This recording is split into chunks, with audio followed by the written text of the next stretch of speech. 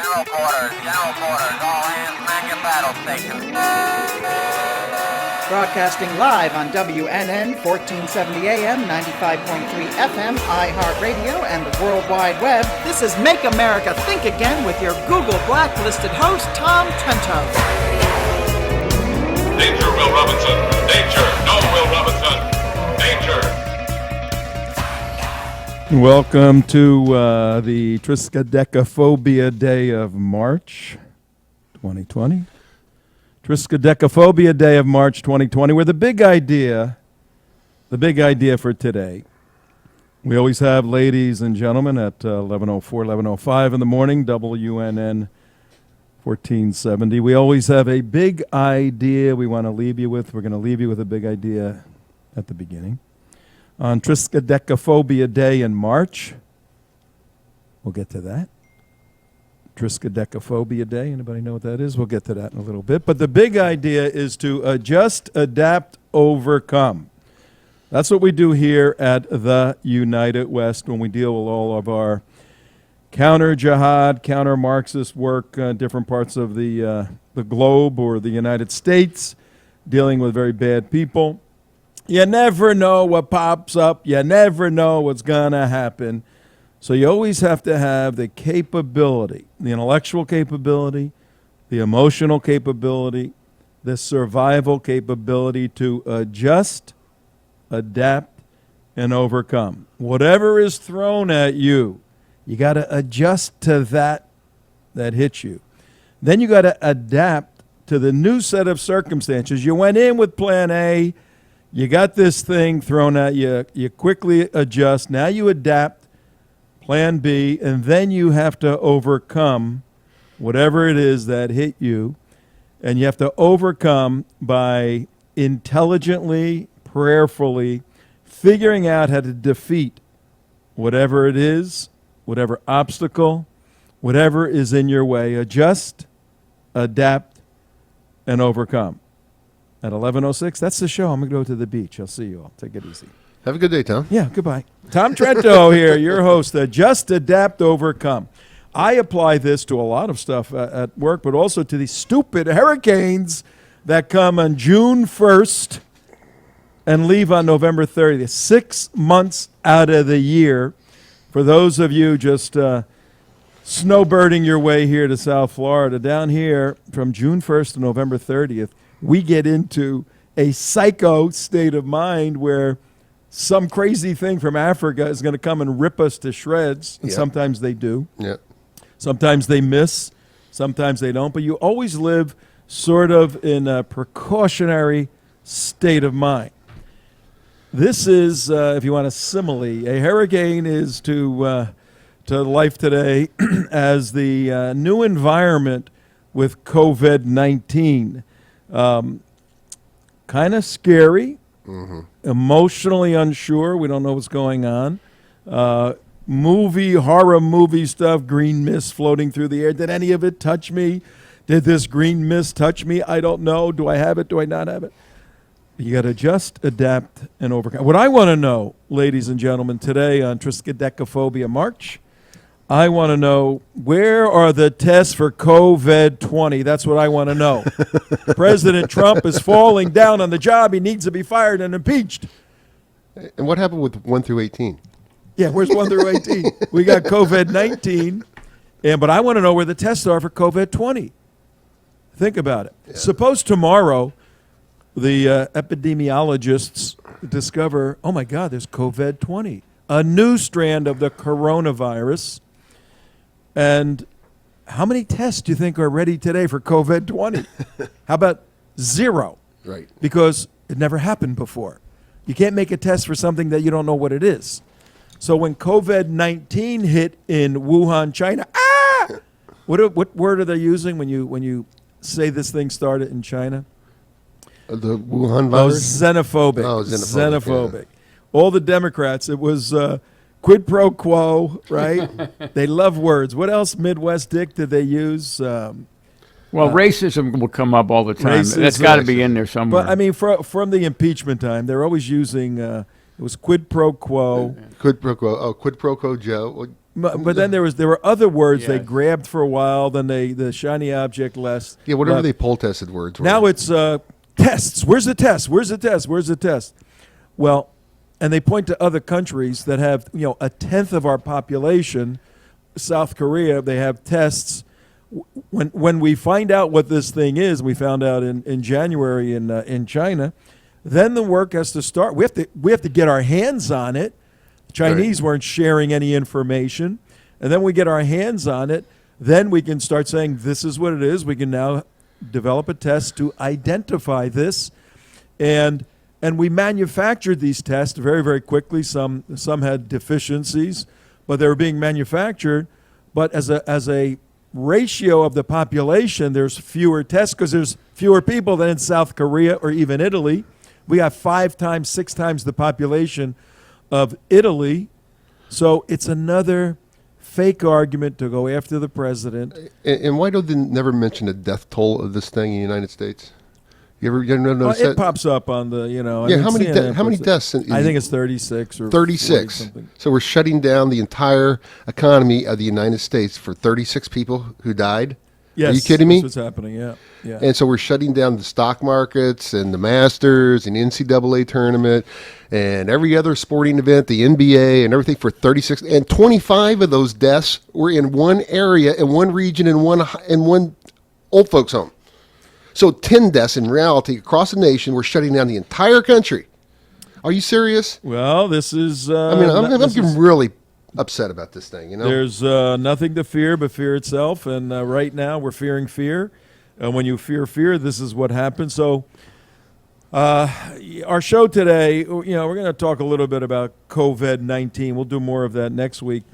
But we're staying on track. We have 2 guys that are debating on Sunday, one of whom most likely is going to be the candidate on the Democrat side, though there's a whole variety of theories that Joe, who's being propped up by the deep state, the deep, dark Democrat state, which is, whenever you hear deep and dark in the Democrat side, the triple Ds, think of Hillary and Bill behind everything. And even though there's no love lost between them and Obama, he's joining in.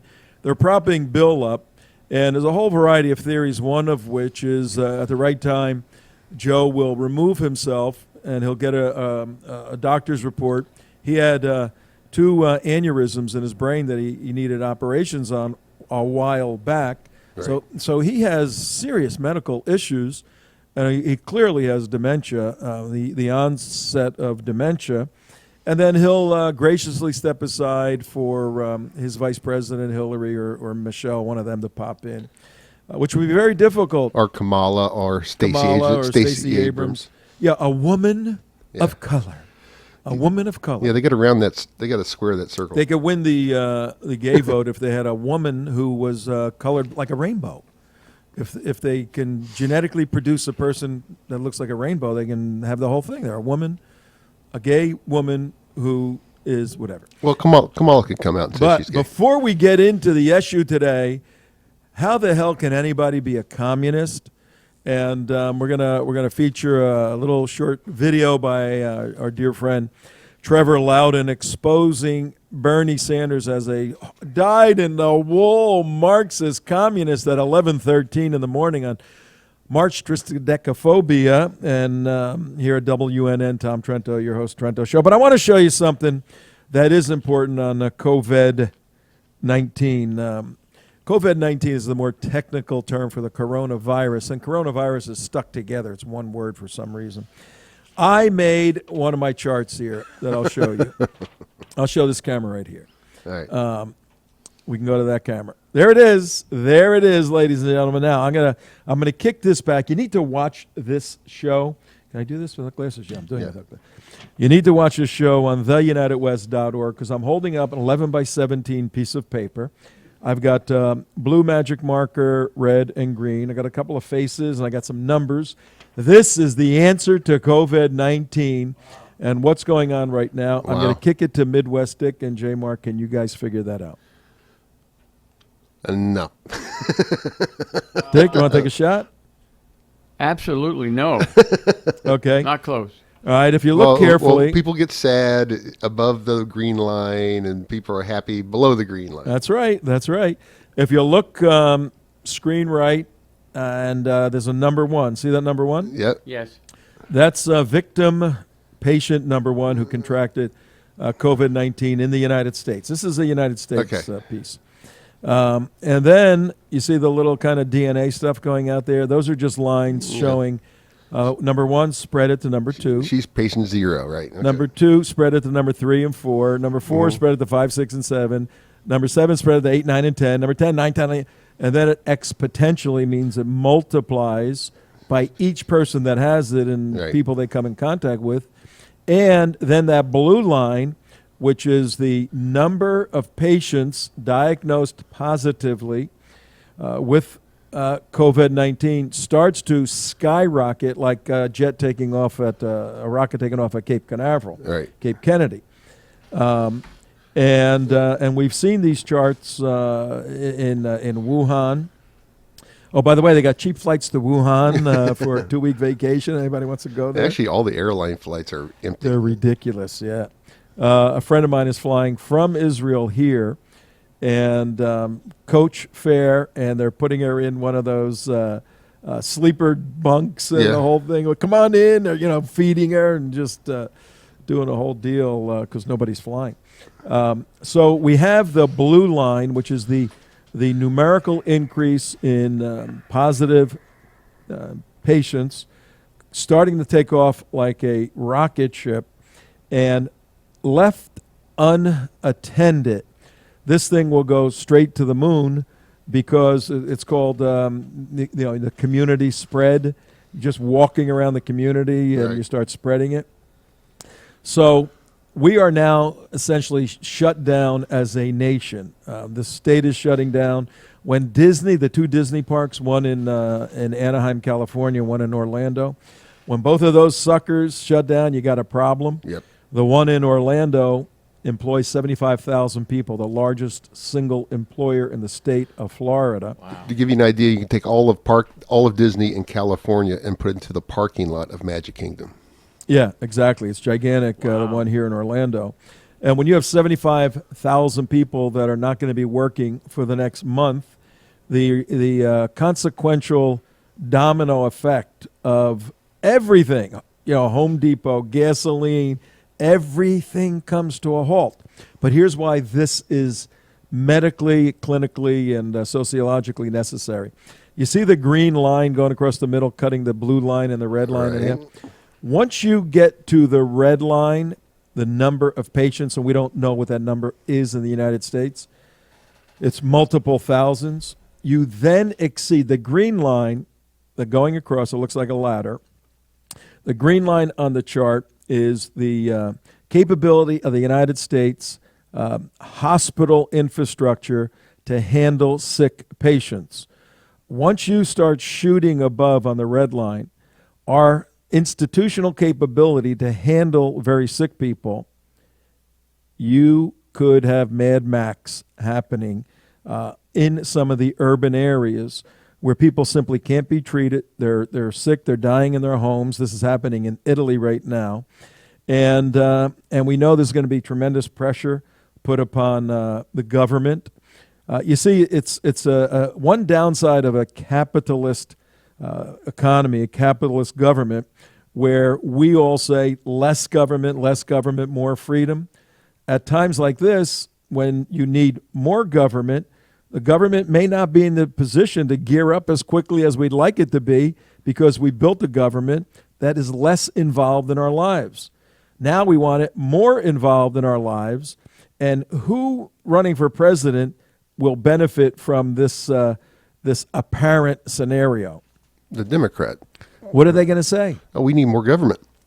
More government, and everybody has to have what? And universal health care. And on and on and on. And the sick people and everybody who's not thinking this through is going to say, you know what, they're right. They're right. If we had single-payer health care, everyone would have a hospital. Where did the hospital beds magically come from if we changed the system? Maybe How does that work? I know. It's nonsensical. But right now we're shutting down so that all those sick people don't infect any other people. And the duration is 14 days right now. You will start manifesting symptoms within 14 days.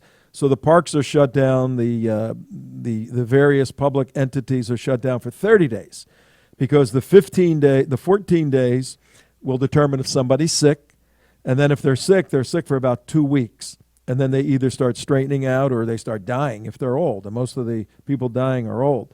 So if we can, theoretically, if everybody would stay in their house for the next 30 days, we'd put a cap on this thing, and then we'd lower the blue curve. So those who did have it, because it would still be here and people are still going to bring it from other countries, we have our hospital systems strong enough to manage a smaller outbreak than a massive outbreak. That's why we need to shut everything down right now. And it's the happy face green, very unhappy face on the red side of the scale. Well, I got a question for you, Tom. Yeah. Where did this all happen during the swine flu outbreak? When did we go through all this in the swine flu outbreak under Obama? I know. We had 60 million people infected.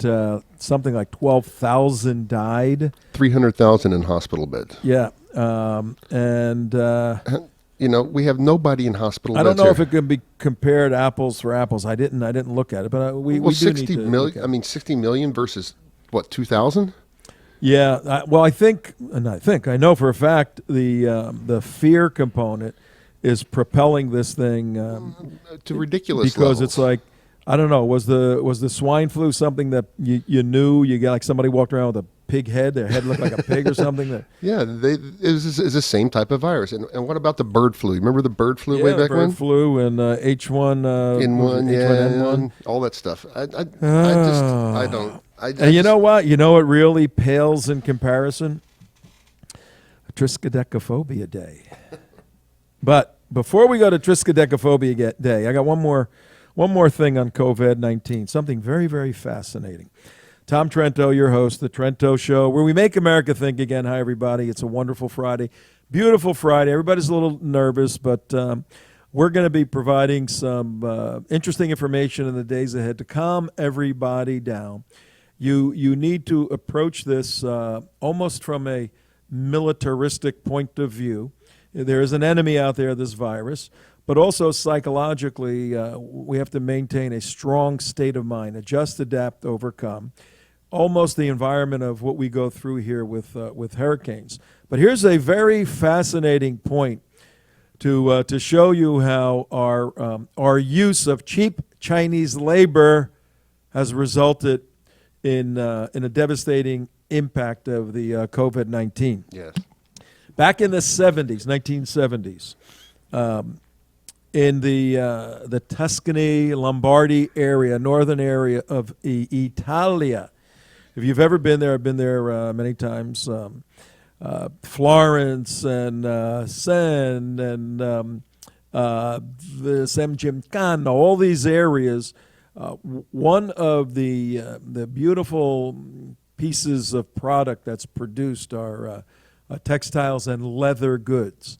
And that area in northern Italy is the center for Italian craftsmen who make these high-dollar leather goods sold by Dolce & Gabbana and Versace and Armani and the pocketbooks that are $3,000 and because they get wonderful hides from around the world. And then the craftsmen have been doing this for hundreds of years, stitching this stuff together, making the metal hardware that goes on it, and polishing it properly, whether it's brass or silver or chrome, whatever the thing is. So they make these deals. But as Italy progressed as a capitalist nation, the Italians said, we want more. And they have a very socialist leaning. They have a very strong centralized government. We want more holidays. We want more money. We want more benefits. The average Italian works, I think, 6-8 hours a day, 5 months off time if you're pregnant. Like Greece. Italy was going the way of Greece, where they love their recreation, their macaroni, go out at night, 8 o'clock, 9 o'clock, smoking little thin cigarettes and going and having fun and art and theater.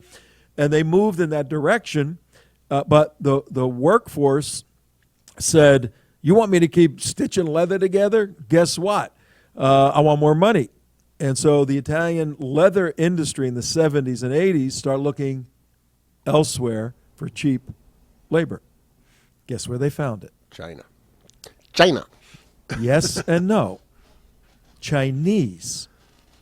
How about direct Oh, they flights? imported them. How about direct flights from the Wuhan region in China to northern Italy Yep. for 20 years? There are now from that region and from a region a few miles away in China on a port, there are in one little town of Prato in the Lombardy region of a town of about 100,000, 120,000 people, mostly all leather manufacturers. There are today 10,000 Chinese craftsmen Wow. working there. They have taken over the industry because the Chinese came in and said, "You guys work 5 or 6 hours a day? Great. We work 12 hours a day. You work for $19 an hour. We work for $3 an hour." And they set up their little ghettos. And the Italians thought in the 70s and 80s, we hit a home run. We got these morons doing the work. We're training them how to do it. And our net increase, our net profit just went skyrocketing because of these yellow faces, right? Which they were calling them, yellow faces. And that honeymoon lasted for about 20 years or so. And there's a direct correlation tracing the infection coming from that area into northern Italy through these flights, through these workers going back and forth. So that's a fascinating look at how this stuff initiated. You go China and Italy. What's the connection between the two? The Chinese from the Wuhan area go back and forth, and boom, they nailed it. Now, And here's go ahead. what has happened as a side story, as the Chinese develop these skills to do it, they go, "What the hell do we need the Italians for? We'll cut the deals ourselves." So now there's like a war going on between the Chinese mafia in this little town and the Italian mafia, and the police are in there all the time trying to stay. It's an absolute mess. You got a clash of two cultures trying to make as much money from the people that buy these $3,500 purses and leather bags, and the virus is ripping through Italy right now. And here's another interesting side note. Where's Milan at, Tom? Milan's the northern part? A little bit to the left. You go a little bit to the west, and you're in Milano. It's Milano, not Milan. Milano. Okay. But in Milano is a Chinese retail giant just bought Italy's Inter Milano soccer club for $300 million. So they're buying soccer clubs, they're taking over their sporting events, and they're not really happy and about they're taking over their leather business. No. And that's the Chi-Coms, half capitalists and and half, they could. And here's the point: when Trump was shutting down America right at the beginning, Italy was still having daily flights back and forth from Wuhan to there. They never shut them down. That's the reason they had the big outbreak, because they didn't shut down the flights to China. That's what would happen to us. If you look at Italy, is what would be happening to us if we didn't shut down China. Absolutely, absolutely. And again, this is not fully verified, but more and more mainstream news agencies and investigators are. The objective ones are starting to say the evidence is pointing to that bio lab in Wuhan for the generation of this particular virus. Hey, Tom, I got to give this. It's a breaking story. Go ahead. Don't know if can't verify it 100% yet because we just got it. Okay, they said breaking. Found naked, former Democrat Florida Governor Andrew Gillum involved in a meth overdose situation in Miami Beach. This is coming from John Cardillo, and also being reported by Pamela Geller. So we haven't 100% verified it, but this is true. This could be devastating. This could be devastating for the Democrats in Florida. I do not believe it. No, in a meth overdose situation in Miami, so I don't know. I don't know. If this is true, I'm highly skeptical of it, but it's breaking on the interweb right now, so it's be quite interesting if this was true. Well, I'm reading a police report. I got my hands on the police report here. All right, here's what's going on, folks. And this is gigantic news if it's true. 11:29 in the morning. Tom Trento, your host, WNN, 1470, 95.3. We are getting a breaking story. Throw the TV on. Let's see if they're hitting it. We're getting a breaking story that Andrew Gillum, who lost to Ron DeSantis in 2018, 8.5 million votes. Andrew Gillum lost by 31,000 votes. Clear plastic baggies containing suspected crystal meth on both bed and floor of hotel room. The three small baggies, this is Miami Beach Police Department, 2020, this is yesterday.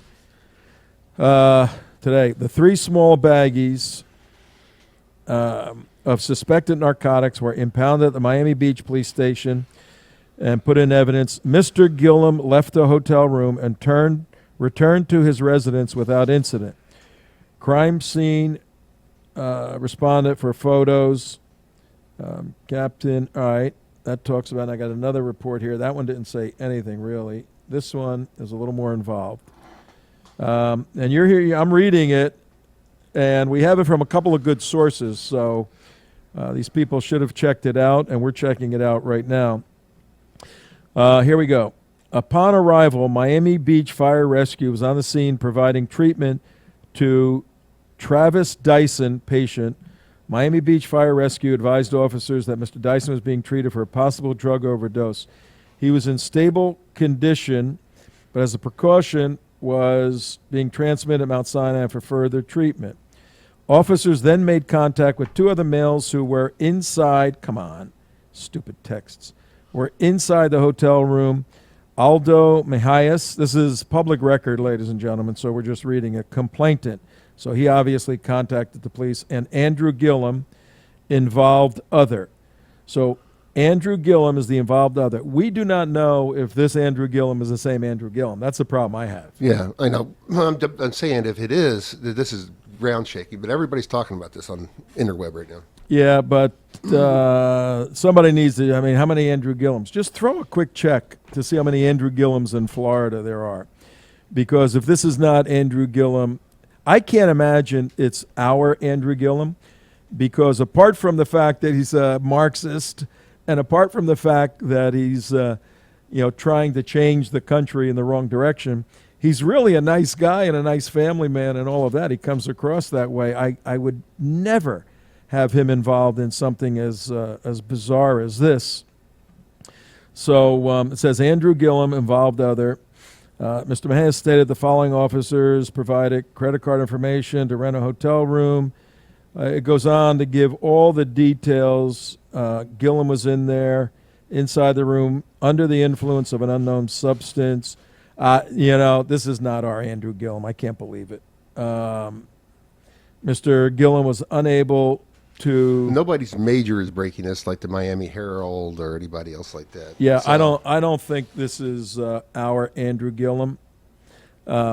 This looks like some drug addict in, some crazy orgy in a Miami Beach hotel. So I will right now at 11:34 in the morning. I am going to say that is until we get documentation that it's Andrew Gillum who ran for governor. There's no way I would believe that. I just don't see it in his character or in his brain. I mean, the guy is one of the top guys. He's on the short list. He was on the short list of Hillary Clinton's campaign in 2016 as vice president. Maybe that threw him over the edge. Well, Candace Owens is actually the first one who broke this thing, so that's pretty reliable. Yeah, but a lot of times people see a name and they want to expose it very, very quickly. This is where you need to just take a step back and get one or two bits of verification outside of just the police report, because it is his name. It's spelled exactly like his name, but that would be like, Mark, me finding a police report with your name all I guess that. Yeah. Actually, I did have that happen to me once. No, and it followed me for like years. This guy, I'm not going to, had my first and last name. Oh. And actually, the middle part of my name, which is Alan, okay, is how I spell it. But as far as well, you're proving my point. It wasn't you. It wasn't me. Right. Yeah, that's what I'm saying. But it dogged me for years. I'm serious. But Tom, isn't it fair if we ever want to talk about Andrew Gillum? There's plenty of other things to talk about in terms of his policies and his principles, which relates to what's really significant to the voter. Oh yes, there is, and let's not even speculate what the world is going to be like and what Florida is going to be like. If this is truly our Andrew Gillum, when I say our, he is the antagonist to us as the protagonist. We're the good guys fighting for the Constitution. He's the bad guy fighting for Das Kapital or the Communist Manifesto, essentially. So 11:36 in the morning, we're going to do a little more research on that one. One comment to the rest of the show. I believe part of the funding, the massive funding for Andrew Gillum's campaign to register all these voters actually comes from a pro-communist Chinese organization that has already affected the campaign in Virginia and is pouring lots and lots of pro-Chinese communist money into Florida in the hands of Andrew Gillum. Yeah, and for those of you who follow this sort of stuff, and you should, or at least follow us, and we'll explain it. We, in 2018, we must have produced 10 different videos exposing Andrew Gillum as a bad actor from a constitutional point of view, not a bad human being. Now, I'm careful in doing that because if someone is a doctrinaire Marxist who wants to change the country and move it in a socialist movement, that's a bad person. But on a personal level, the way he interacted with his children and his wife, and we found out quite a bit about him. He seemed to be a very lovely individual, good family man, good father, all of that. Just wrong ideas, and we fought him on the ideological end. And if this is him, like I said, it's personally disappointing that a guy who seems like a very nice guy just fell off and fell into a deep, dark hole. But on the ideological end, we'll tear him to shreds. We'll absolutely shred him in the days to come because he needs to be shredded ideologically. And we're capable of doing that without being racists and haters and all that because we love the country and we're defending the country. China also is ratcheting its attacks against us, saying we brought this virus to Wuhan. You know, that's the best defense is a good offense. But guess what? A couple of points. I think, Dick, you told me that the wife of Trudeau, what's the deal with her? Well, I just saw in the newspaper that the Justin Trudeau's wife has been exposed to the virus. I guess that means she was tested positive with the virus. That's my understanding of the brief article that I read. And again, you've got all these globalists that are reaching out to other leaders, world leaders. This whole notion of the global community, particularly at the leadership level. Oh my God, look at the leadership level in Iran, the leadership level. Apparently, there's another connection with somebody who was here in Mar-a-Lago from Brazil. So we clearly have a global world, and that global world has upsides and downsides to it. Yeah, I think it was one of the dignitaries from Brazil. You said? Yes. Yeah, and also I think the president Bolsonaro. I think he's tested positive. I know he's tested positive. And on another interesting note, Joe Biden. Remember when he came out with his plan? When he was playing at president the other day, he gave his plan, and then Bernie Sanders followed with his plan. Dueling plans. Both of those plans restated 90% of what Donald Trump had already done. That's how bizarre it was. But on another bizarre political note, not that bizarre though, our dear friend Laura Loomer was just endorsed by guess who? I saw that. Who? I've heard. I got it. Yeah, that would be Roseanne Barr. Oh, really? Yeah. In an echo chamber. If you saw the video, it was really interesting because, unfortunately, when Roseanne was talking, there was an echo, echo, echo, but they still pulled it off. So the significance is that Roseanne Barr is endorsing Laura Loomer. Yeah, Roseanne Barr, the deplatformed actress. They became friends about 3 years ago, and she invited Laura out to her show, and she just loves Laura. They're both contrarian people.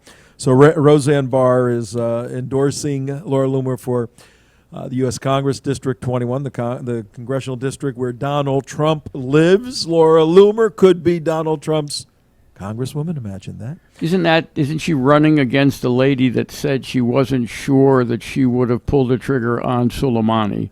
I think that was Miss Frankel. Is that her name? Lois Frankel. Yeah, I had the video of that.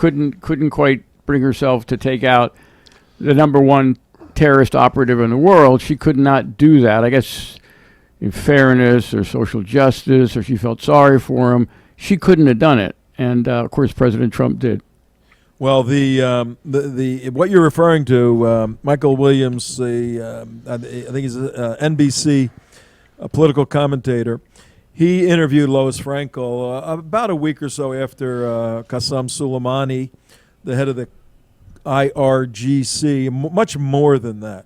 He was a designated global terrorist, and he was developing proxies, little radical groups that followed Islam, devoted to Islam, developing them around the world, training and funding them to essentially undercut any Western government anywhere where he placed them.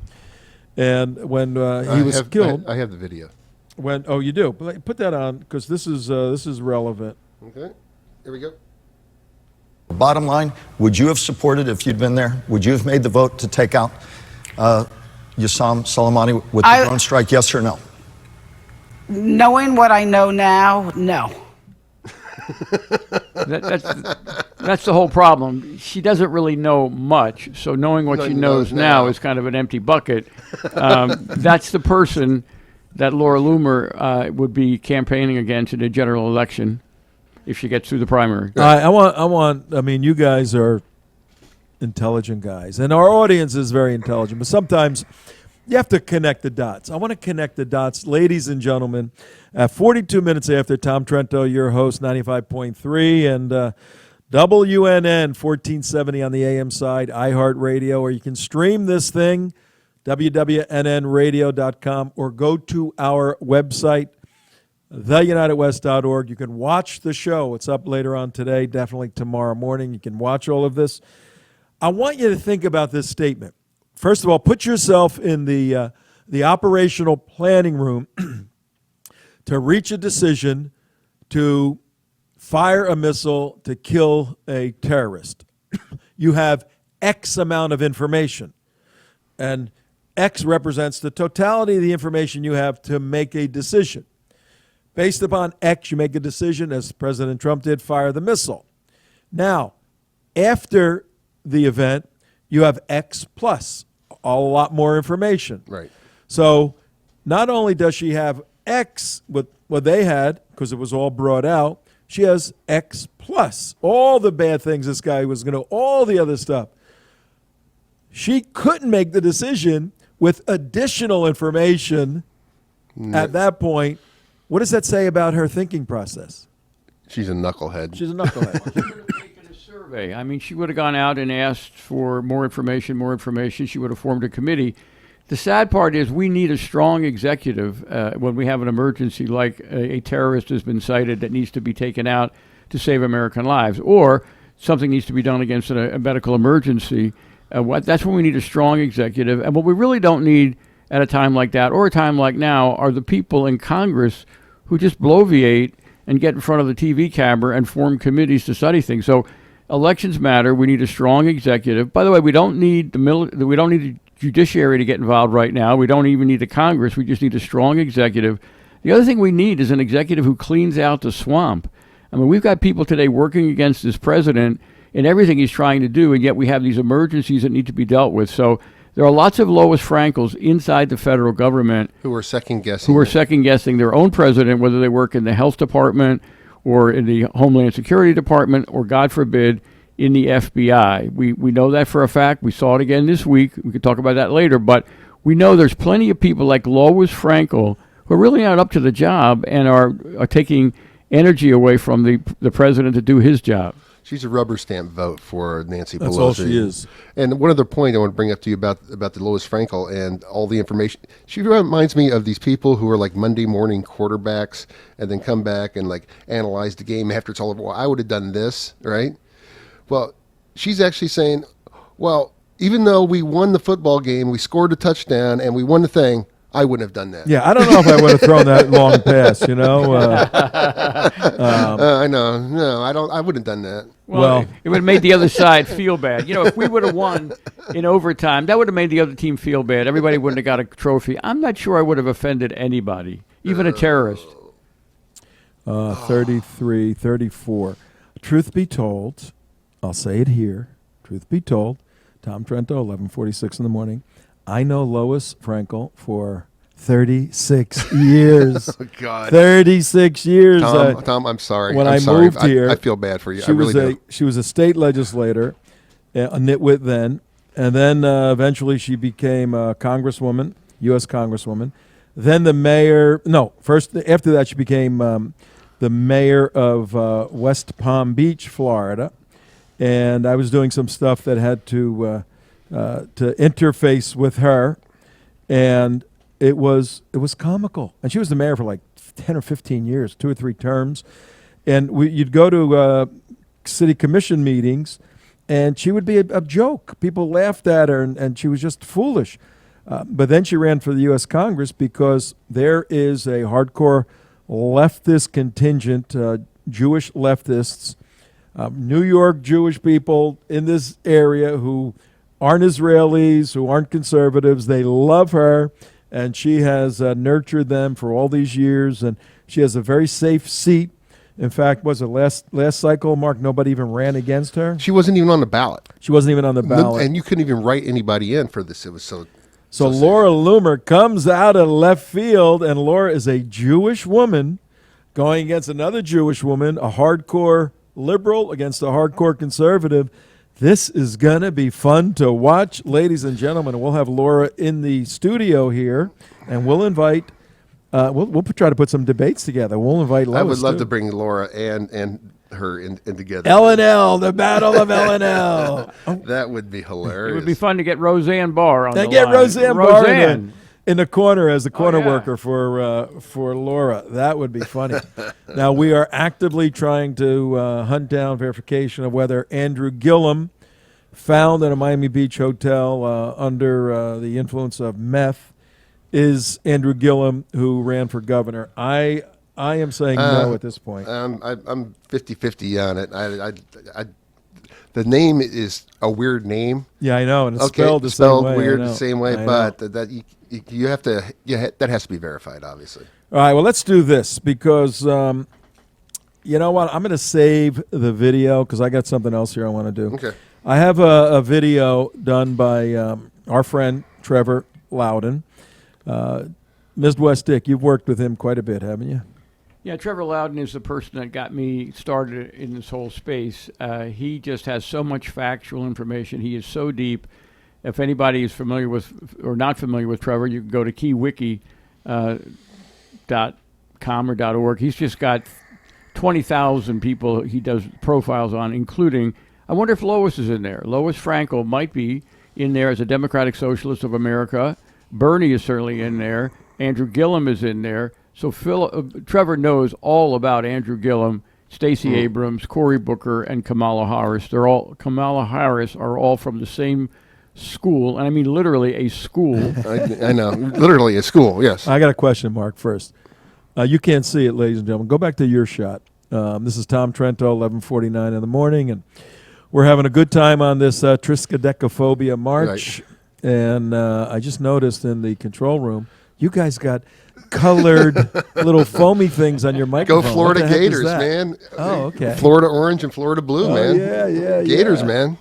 One of our listeners were concerned, not for you didn't get one, but Mark was concerned that something might happen to Mark from an infectious perspective. So these are protective. These are prophylactic microphones. Okay. So you have condoms on your That's exactly right. microphones there. Okay, all right. You have to if you want to see that, ladies and gentlemen. Mark, could you play 30 seconds of Trevor? A little tease for next Monday. Sure. Hold on. Here we go. Trevor Loudon exposing Give me a second. Comrade Bernie, One he's setting it up, and I can stall forever. Because I got stories, Here we go. ladies, and here we go. Presidential hopeful Bernie Sanders claims to be a democratic socialist who wants America to be more like Sweden, Denmark, and Norway. He wants America to look more like Scandinavia. That's right. And what's wrong with that? But is honest Bernie telling you the truth? In 2014, Sanders endorsed longtime Communist Party supporter Chuy Garcia's bid for the Chicago mayoralty. Sanders spoke alongside Scott Marshall, a leader of the Chicago Communist Party. In the early 90s. Whoa! We got to get Trevor on for this. A leader. Trevor, I talked to him last night. He's going to come on next week. Just to finish up on Lois, to let you know what much of a loser she is. Okay. Loser Lois, I like that. Loser Lois, okay, is she has zero, after all these years she's been up there, she has 0 committee leadership positions. None. She's not the leader of any committee. 0. Not even dog catcher committee, No way. right? That's hysterical. She has 0 subcommittee leadership positions. Not even, subcommittees. No subcommittees. Not 0. Do they give her an office? Does she have an office? She's got an office probably somewhere in the basement. She has one out of all this, one bill sponsored by herself. And I wonder what that bill was. What a loser. Wow. I know. Now, as far But it makes as sense. she is in the top 83 percentile of missed votes in Congress. Where is she? And she has as far as like a liberal score, they all rate everybody. All right, what do you think, scale of 1 to 100%, Dick, Tom, what do you think her liberal score is? Oh, off the charts, 110%. What do you think, Dick? I think she's a Pelosi Like 90? captive. 95. 95? Yeah, 95. 99.66%. You know what? She's got I to thought work she at would that. have hit the wrong button by mistake. That 0.6 might do her in. It probably was a miss. Oh. Damn. I'm at one yes versus no. Okay. I got that confused. But all of that was based on as much as she knows at the time, which is, again, empty. It's empty. All right, we're touting the highlights of our congresswoman from this district, 11:52 in the morning. Would you have Tom supported Trento. if you'd been there? Would you have made the vote to take out Yassam Soleimani with the drone strike? Yes or no? Knowing what I know now, no. Knowing what I know now, not too many no's in there. We got to put that on a loop clip. By the all way, through election. I think whoever asked her that question, that guy was so good, so direct, he's probably been fired. No, Yeah, he's, no, he's a actually, good guy. He's He's a good actually a guy. local reporter here. Wow. All right, look, it's Triskaidekaphobia March. Anybody know what that means? I've been saying it, and people are going, what is he talking about? Yes. Dick, I know you know, Mark. Dick, do you know anything about this? I know the phobia part. We get a lot of phobias nowadays. Most of us don't know the first part, but I guess it has Phobia to be is what? Fear? unrealistic fear. Okay. Islamophobia, xenophobia. Okay, Mark, what's or Triska? I think it's 13 or is it 13? Triska, just Triska. 3. 3. Deca, 10. 10. 3 plus 10. 13. Phobia. 13 fear. A got fear of the number 13. I got it. What is it? What is it? Yeah, all right, I got it. Late. Based on what I know at this time, I know it's 13 on a Friday. Friday the 13th, ladies and gentlemen. Somebody call Lois and ask her the question. Based upon what I know now, today's Friday the 13th, and people that are afraid of the number 13, afraid of the day 13, afraid of the seat on an airplane. I've been on airplanes where there's no row 13. It's like 12, then 14. And you go, where's 13? And there is no 13. Right. And I go, okay, people that's really believe there's no 13. What about that row next to 12? A lot of buildings don't have it. No floor 13. People are so frightened of the number. Oh, do you know why they came Friday the 13th? Why what was it? Yeah, I looked it up once. Witches or something? Well, it comes all the way back when the Knights Templars, when they had the big execution on Friday the 13th and killed all the Templars and wiped them all out. I mean, like 95% of them, and all the leadership fled, apparently with the gold, and all that other stuff. And they were devastated by the French on Friday the 13th. That's the reason. Okay, that's where the whole triskaidekaphobia, 3 plus 10 phobia. And your race car was 13, though, wasn't it? Yeah, my SCCA days. I drove a bunch of different things, but one car was an MGB, beautiful little MGB, and it was numbered number 13. I always thought that was a lucky number for me. And the car was painted green. And if you know anything about racing cars, you're never supposed to drive a green car with a number 13 on it. But I did, and I'm still here to talk about it. Oh, my God, it's Jumpin' Jimmy Freaky Friday, too. Goes, on Friday the 13th. Jumpin' Jimmy Freaky Friday. On Friday. Well, on that, there is one very important point. On Wednesday, one of Soleimani's Hezbollah wings in Iraq built a homemade system to fire these rockets that are like shot out of Gaza into Israel. And they launched 16 missiles and killed a couple of Americans, killed a Brit, and injured a bunch of Western soldiers. And Hezbollah took credit for it. About 30 rockets were fired from a homemade, and they show pictures of it, this truck with all the pods, the missile pods. This was about 15 miles north of Baghdad. They hit the U.S. camp. 2 Americans were killed. Dozen members of the U.S. coalition, including some soldiers from Poland and civilian contractors, were wounded.